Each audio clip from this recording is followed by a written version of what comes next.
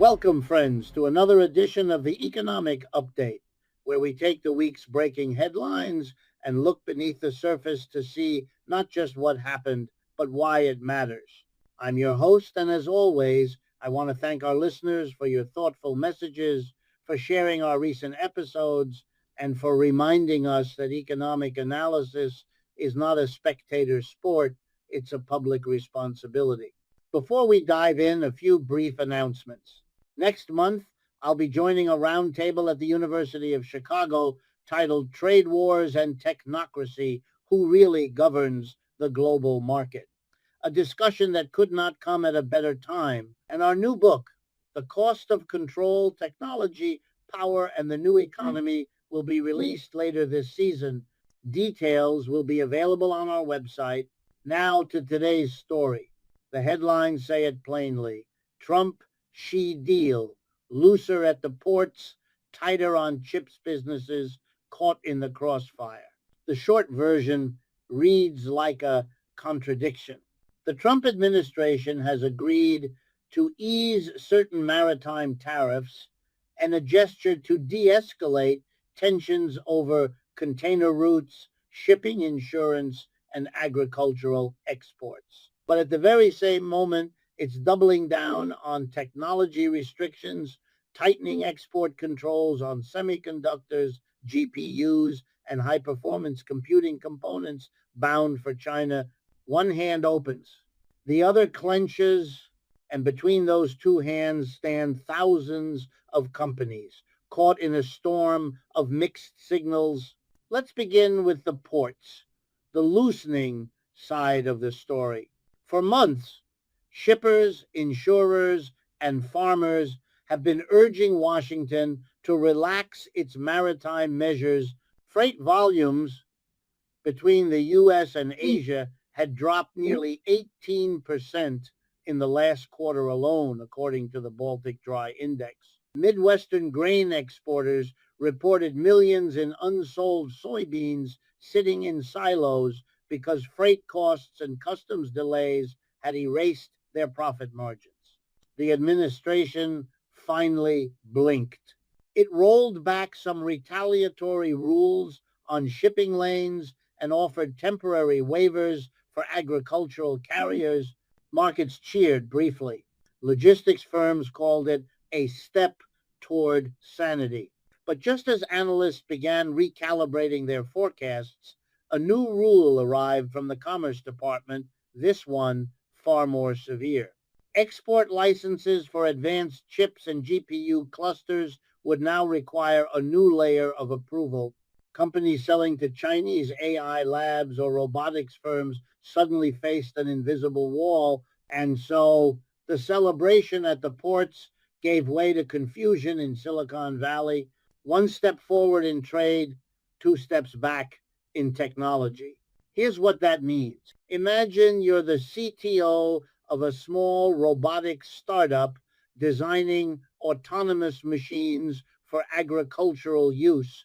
You've raised venture capital, you've sourced GPUs for your AI software, and you're assembling a supply chain that connects a U.S. design lab, a Taiwanese fabricator, and a Chinese component supplier.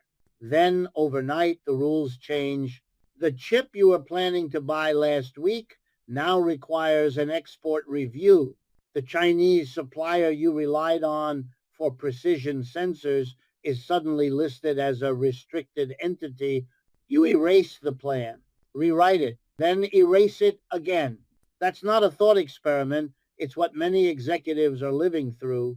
One CTO I spoke to said he revised his GPU procurement schedule 3 times in 1 week. His words were telling. I spend more time reading government regulations than writing code. That, friends, is what policy incoherence looks like when it hits the ground. The Trump-Xi deal is being sold as a pragmatic balancing act, easing maritime tension while protecting national security through technology controls. But that balance is an illusion. What it really reflects is a system trapped between two incompatible imperatives. global trade for profit, and national rivalry for power. It's not a policy contradiction. It's a symptom of something deeper. Before jumping into that deeper layer, let's pause on the human cost. Each rule adjustment might seem abstract in Washington, but it translates into layoffs, shipment cancellations, and shattered planning cycles for thousands of mid-sized firms. A Texas logistics manager told Reuters, "We're planning for 90 days at a time now. Anything beyond that is just guessing." That guessing game is becoming the new normal. And here lies the irony. The same administration that boasts about certainty for business has built an economy of permanent uncertainty where rules are rewritten faster than factories can adapt. That's not efficiency. That's chaos with a press release. Let's pick up right where we left off, at the intersection of economics and geopolitics, where cargo ships and microchips have become extensions of national strategy. When Washington loosens maritime rules while tightening technology controls, it's not merely adjusting tariffs, it's drawing new lines of power, deciding which industries will breathe and which will choke. That is not free trade, that's selective sovereignty disguised as policy. The first thing we need to understand is that this dual signal, open ports, closed ships, reflects two contradictory lobbies within the same administration. On one side stand agribusiness and shipping conglomerates whose profits depend on access to Asian markets. They've seen shrinking export orders, rising insurance costs, and mounting pressure from farmers in battleground states. For them, any easing of port restrictions looks like oxygen. On the other side are the security hawks, the think tanks, Pentagon advisors, and defense contractors who frame every algorithm and GPU as a potential weapon. To them, AI and semiconductors are the new oil, the lifeblood of power in the 21st century. And just as Washington once controlled Middle Eastern oil routes, it now seeks to control the global flow of chips. Caught between these two factions are the real producers, engineers, shippers, and small manufacturers who neither start wars nor end them. They are told to innovate, yet are strangled by constant regulatory shifts. They are told to compete globally while their supply chains are amputated by sudden export bans. Let's take an example. NVIDIA, the California-based leader in GPUs, reported record global demand this year, but roughly 20% of its high-end chips were bound for Chinese AI firms and research labs. When new U.S. restrictions came down, those shipments froze. The company's stock tumbled. Overnight, $50 billion in market capitalization evaporated. The same government that claims to defend American competitiveness had just kneecapped one of its most competitive firms. Meanwhile, the ports that were supposed to be freed from trade friction are still half empty. Why? Because global supply chains don't respond to headlines, they respond to stability. You can't open the front door for soybeans and close the back door for servers without collapsing the corridor in between. And yet that's exactly what's happening. Here's a key point. Capital hates uncertainty. But the U.S. has made uncertainty its primary export. Corporations now hire geopolitical analysts instead of economists because predicting the next sanction or tariff has become more crucial than forecasting consumer demand. That's how far we've drifted from a production-based economy. Let's not forget, this is not the first time politics has hijacked trade. In the 1,980 seconds during the height of the Cold War, Washington restricted computer exports to the Soviet bloc under the banner of national security. The result? European allies quietly built their own industries to fill the gap, while U.S. companies lost global market share. Today, we're replaying that script, except this time the rival isn't a collapsing USSR, but a rising China. The stakes are far higher and the margin for error far smaller. There's a painful irony here. The United States claims to defend the free market, yet increasingly behaves like a command economy, issuing directives, blacklists, and quotas, all justified by the language of security. The only difference is who gives the orders, not central planners, but corporate lobbyists and cabinet ideologues. We need to remember something fundamental. Capitalism doesn't function without predictability. When every week brings a new export rule, an unannounced investigation, or a surprise executive decision, planning becomes impossible. That's why capital spending the money firms invest in equipment, logistics, and research has stagnated for 3 consecutive quarters. It's not a coincidence, it's a symptom of distrust. The Trump XE trade truce was supposed to calm markets. Instead, it revealed a government unable to decide whether it wants globalization or decoupling. It's as if Washington is trying to drive with one foot on the gas and the other on the brake, and we wonder why the engine's smoking. By the way, this confusion doesn't stop at the borders. U.S. allies are watching in Japan, Korea, and even Germany. Executives are asking a simple question. If Washington can weaponize trade against Beijing today, what's to stop it from doing the same to us tomorrow? The answer, of course, is nothing. And that's why global investment flows are quietly shifting toward neutrality, toward regions that prefer stability to ideology. Let's turn now to the people behind the policy, the workers, engineers, and small producers caught in the turbulence of what I'll call strategic uncertainty, because behind every White House announcement, every temporary waiver or new licensing rule, there's a person trying to make payroll, trying to finish a shipment, trying to hold on to a future that keeps being rewritten. Start with the docks. The rollback on maritime tariffs may sound like relief, but talk to the longshoremen in Los Angeles, Seattle, or Savannah, and the story shifts. Ships are arriving, yes, but fewer of them, and with unpredictable schedules. Delays in customs clearance have turned routine 48-hour turnovers into week-long bottlenecks. Every container left idle means overtime for one worker and layoffs for another. A port scheduler told Bloomberg last week, "We can't plan shifts because no one knows when the ships will come in anymore." In the world of logistics, unpredictability is poison. Now move inland to the Midwest. Farmers there were promised that easing port rules would open the floodgates for exports. It hasn't. Prices for soybeans and corn remain depressed, hovering 15-20% below their pre-trade war levels. Why? Because global buyers no longer trust the U.S. as a stable supplier. When you threaten tariffs one month and lift them the next, buyers hedge their bets elsewhere. Brazil's agricultural exports to Asia are at record highs. So are Australia's. American farmers, meanwhile, are still waiting for the win that was supposed to follow the deal.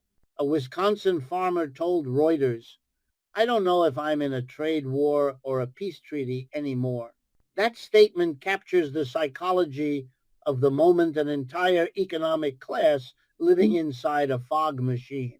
And in that fog, there's another story, the tech workers, the engineers in Silicon Valley and Austin, whose innovations depend on access to global components. For them, the tightening of chip controls has created a kind of bureaucratic paralysis.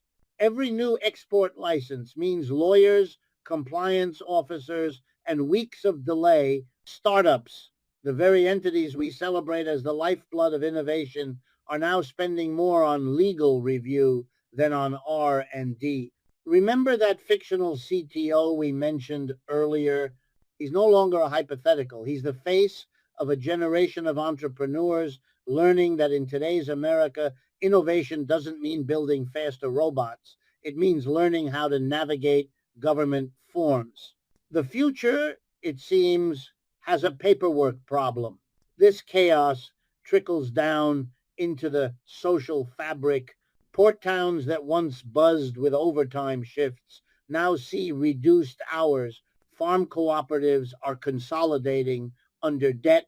Tech campuses are postponing hires, all because national policy is being written like a market ticker, erratic, impulsive, and politically driven. Let's not be naive. Every major power in history has tried to balance security with commerce, but what's happening now is different. The boundaries between the two have collapsed.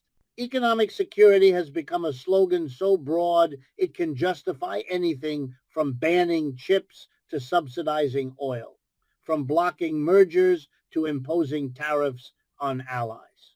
It's the economic version of a blank check. And while Washington plays chess, real people live on the board. Consider this paradox. The Trump administration claims to be defending American workers, yet its own policies have made their jobs less predictable and their industries less competitive. The Buy American slogans ring hollow when the very components required to build American goods are stuck in customs or banned from import. Let's look at logistics. U.S. maritime firms report that even after the easing of port tariffs, the container throughput remains 12% below pre-pandemic levels. Why? Because the global freight networks that once relied on predictable U.S.-China trade lanes have reorganized around alternate hubs, Singapore, Rotterdam, and Busan. In other words, the world adapted, it always does. And the longer Washington governs by crisis, the more it teaches other nations how to bypass it. By the way, this isn't just a short-term hiccup. Economists call it path dependency. Once global trade flows reconfigure, they rarely return to their original routes. Every diverted ship to Asia's new ports, every joint venture that moves from California to Singapore is a thread permanently cut from the U.S. network. So when politicians promise to bring manufacturing home, what they rarely admit is that their own volatility drives production further away. We live in a system that celebrates stability in speeches while dismantling it in practice. Let's not forget, democracy depends on predictability too. When citizens can't plan their economic lives, when small firms can't trust the next rule, the social contract weakens. People lose faith not just in leaders, but in the very idea that reason governs policy. That's how cynicism grows, from the ports and the farms to the global map. Because what looks like a series of random trade decisions between Washington and Beijing is in truth part of a larger restructuring of capitalism itself. We're witnessing a slow but deliberate transformation from a system organized around efficiency to one organized around control. For decades, the story of globalization was told as a success, narrative capital, goods, and ideas moving freely across borders in pursuit of cheaper labor and higher profit. Interdependence, they called it. It was sold as the antidote to war and nationalism. But that same interdependence has now become the weapon of choice in a new era of rivalry.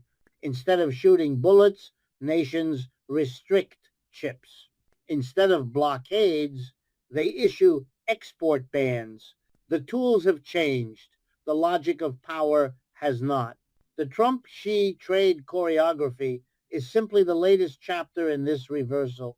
When the U.S. loosens tariffs at the ports while tightening semiconductor restrictions, it's signaling two audiences at once, Wall Street and the Pentagon. to Wall Street. It says, look, we're stabilizing markets. To the Pentagon, it says, don't worry, we're keeping the tech edge. The result is an economy trying to serve two masters who want opposite things. But the deeper story is this: capital is becoming geopolitical again. We saw this pattern in earlier empires in late British mercantilism, when the empire shifted from free trade rhetoric to managed trade for strategic advantage. We saw it again in the post-World War II order, when the U.S. used the Marshall Plan not just for reconstruction, but for influence. Today's chip bans, port controls, and sanction regimes are the digital age version of that same playbook.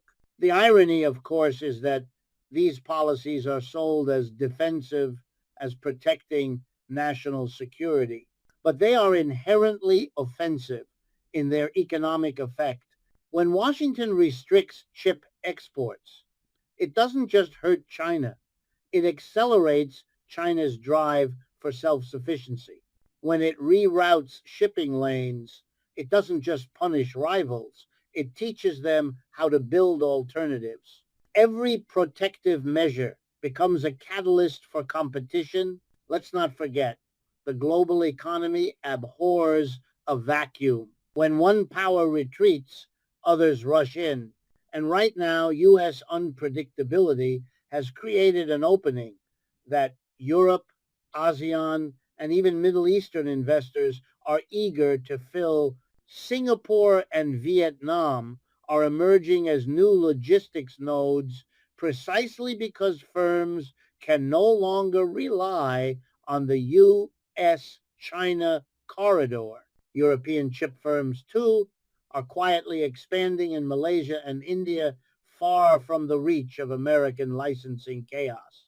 This is what we mean when we say policy has consequences beyond its borders. The U.S. doesn't just regulate its own firms anymore, it regulates global behavior by accident. When Washington sneezes, the world rewires.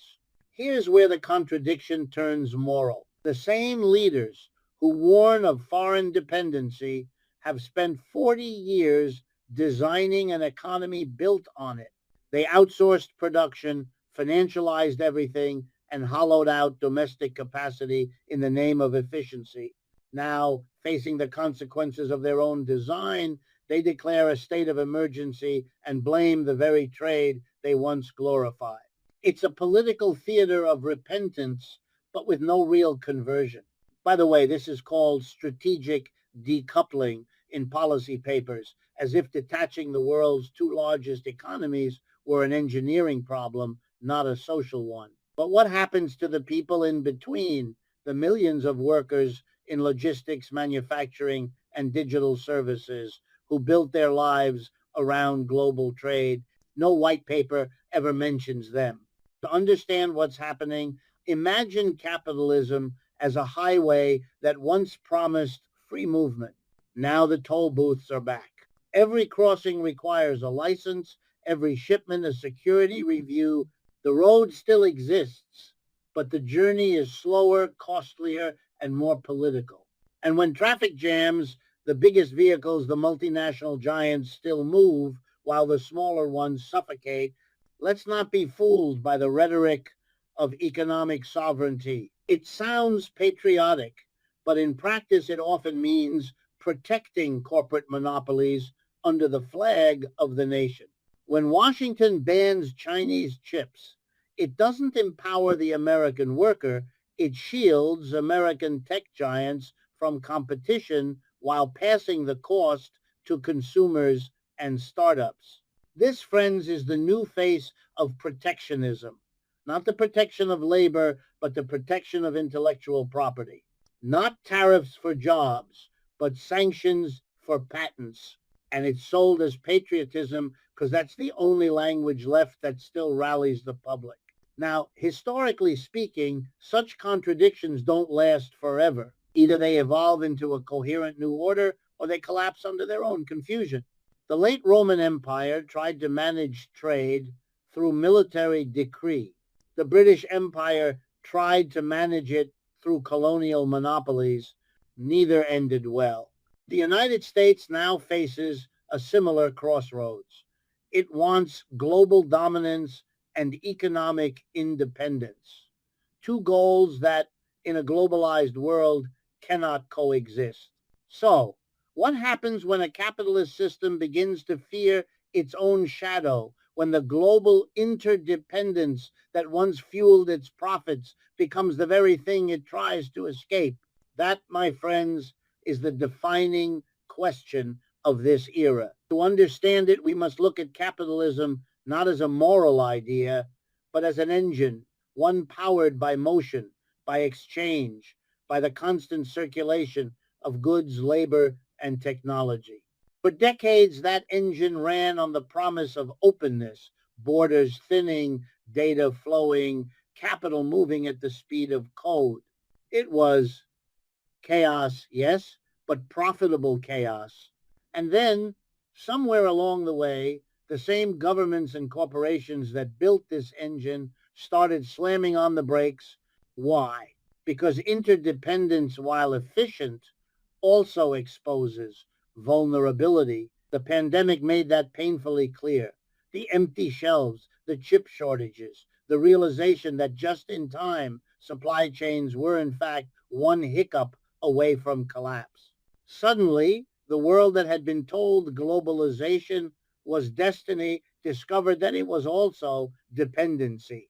But instead of fixing the system's fragility through cooperation, Washington chose confrontation. The Trump-Xi deal and the mixed signals it embodies are not a bug, they're the blueprint of a new era, one in which economic nationalism replaces global coordination and fear replaces trust as the organizing principle of trade. Let's break that down. In theory, restricting high-tech exports to China is about security. In practice, it's about control, control over the narrative of decline. Every administration since the early 2000s has promised to rebuild American manufacturing. Yet none has reversed the structural outsourcing that defines modern capitalism. The chip bans therefore serve as a symbolic stand-in for industrial policy, a way to look tough on competition without confronting the deeper issue. That U.S. firms moved abroad not because of Chinese theft or tariffs, but because corporate America chose cheaper labor and higher margins over domestic resilience. That's the real contradiction of the Trump-Xi episode. It's not about trade with China. It's about America's uneasy marriage between capitalism and nationalism. One demands borderless profit.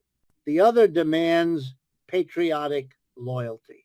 When they collide, we get incoherent tariffs lifted here, sanctions tightened there, all wrapped in slogans about fairness and security. And beneath the rhetoric, the system starts cannibalizing itself. Farmers lose export markets. Startups lose suppliers. Shipping companies lose contracts. Consumers pay more for less. The very engine that once drove prosperity now feeds on its own output. Now, to be fair, some policymakers genuinely believe they can rebuild a self-sufficient America of an industrial revival powered by domestic factories, green subsidies, and reshored production. It's a noble dream, but the math doesn't lie. American manufacturing today employs barely 8% of the workforce, down from 25% in the 1950 seconds. Supply chains for everything from circuit boards to fertilizer are globally entangled. Decoupling, therefore, isn't independence, it's isolation with inflation. Let's not forget how this looks from abroad. When the U.S. bans chip exports, Europe doesn't cheer, it worries. When the U.S. relaxes tariffs on shipping but keeps sanctions on tech, ASEAN doesn't see strategy, it sees confusion. Allies begin hedging their bets, investing in neutral corridors, trade routes, and digital standards that bypass Washington entirely. In trying to secure itself, America inadvertently accelerates the emergence of a multipolar economy. By the way, history has seen this pattern before. In the 1930 seconds, economic blocs formed under the pressure of crisis: the British Commonwealth, the German sphere, the U.S. good neighbor policy in Latin America. Each sought to insulate its economy from instability, but instead of stability, they produced fragmentation and ultimately conflict. We seem determined to repeat that lesson in high definition. Here's the moral paradox: the U.S. preaches competition, yet fears it. It celebrates capitalism's global spread, yet resents the moment others play the game better. It demands efficiency, but cannot tolerate dependency. This is not strategy, it's anxiety masquerading as policy.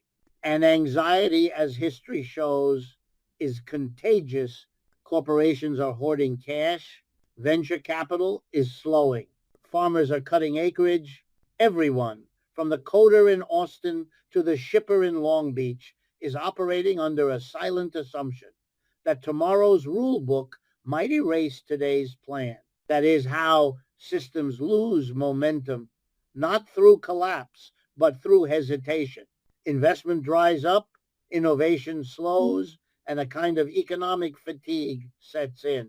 We call it policy risk, but it's really social exhaustion, the feeling that you can no longer trust the future to behave like the past. So, what happens next?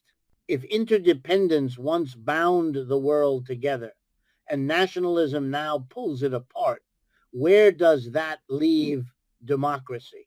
The idea that citizens, not corporations or generals, should shape the economy. In our next segment, we'll explore that question. Because the Trump XI bargain, with its contradictory logic, is not just about trade or chips.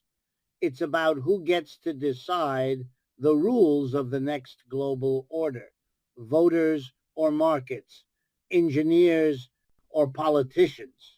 We'll unpack that right after this. Let's now confront the political dimension, the part no one likes to talk about because it exposes a truth that both major parties prefer to avoid: that economic policy today is not governed by public debate, but by the quiet tug of war between corporate boards and national security bureaucrats. The Trump XE deal is a textbook case. On paper, it looks like a trade agreement. In reality, it's a negotiation between two ruling coalitions: the U.S. corporate military complex and China's state industrial machine. Each claims to represent its nation's people, but both operate with limited democratic oversight. What emerges is not diplomacy in the traditional sense, it's a duel between systems of power disguised as commerce. When the White House announces that it's protecting American innovation, what it's really protecting are the intellectual property portfolios of a few tech giants. When it says it's standing up to China, it's also standing up for campaign donors whose market dominance depends on government enforcement. And when the press celebrates a breakthrough on maritime trade, it rarely mentions the cost: the thousands of smaller firms without lobbyists who must rewrite their business plans overnight. This is the silent merger between capitalism and statecraft, a merger that Richard Wolff himself has called the fusion of profit and power. In that fusion, the line between public good and private interest vanishes. Trade becomes security. Sanctions become marketing. And democracy becomes a talking point rather than a practice. Here's an example. When export controls on semiconductors tightened last month, Lobbyists from two of the largest chip producers were reportedly given advance notice weeks before the official announcement. They adjusted their inventories, restructured supply chains, and even briefed select investors. Meanwhile, smaller firms learned about the change from the news ticker after their shipments were already frozen. That's not policy, that's privilege with a press release. Now, I can already hear the defenders of national interest arguing, but we must protect ourselves from China's rise. Indeed, there are legitimate security concerns, but ask yourself who defines security? When every economic decision is framed as a security issue, debate ends. Dissent becomes disloyalty. Citizens lose the right to question whether the national interest aligns with their own. That's not patriotism, that's quiet authoritarianism in the language of commerce. Don't be fooled by the word deal. The Trump-Xi bargain is not a resolution, it's a stage play. Each side performs for domestic audiences, while global corporations adjust in the background. Beijing relaxes port inspections to signal goodwill. Washington loosens agricultural tariffs to reassure farmers, but both simultaneously double down on control over information, data, and chips, the real front lines of the modern economy. In other words, the handshake at the port is for the cameras, the chokehold on technology is for the future. Let's take a moment to remember what democracy and economics once meant. It meant that major policy decisions, tariffs, subsidies, trade pacts, were debated in public, shaped by unions, community groups, and legislatures. Today, they're negotiated in back rooms, drafted by legal teams, and justified after the fact by talking points. Citizens find out not when policy is being made, but when it's being enforced. This is how democracy erodes not in coups, but in technical memos. By the way, this is not unique to the United States. China's version of national rejuvenation also merges state and capital, just in different proportions. But the irony is sharp.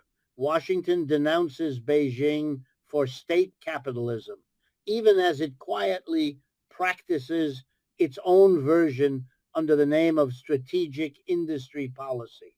We live in an era when both superpowers accuse each other of what they themselves are becoming. Let's not overlook the emotional toll of this shift. People sense it, the loss of agency, the feeling that decisions shaping their livelihoods are being made by invisible hands behind tinted glass. That's why public trust in institutions, government, corporations, media continues to collapse. Gallup's latest survey showed only 27% of Americans trust the federal government to do the right thing most of the time. Among small business owners, that number is even lower. Here's what that tells us. Policy incoherence isn't just an economic risk, it's a democratic one. When governments speak out of both sides of their mouth, loosening at the ports, tightening on chips, citizens stop listening altogether. They tune out. And when they tune out, democracy withers in silence. So the deeper crisis revealed by the Trump XI episode isn't trade confusion, it's legitimacy. A government that cannot offer a consistent narrative cannot command lasting trust. And without trust, even the most powerful economy begins to fracture from within.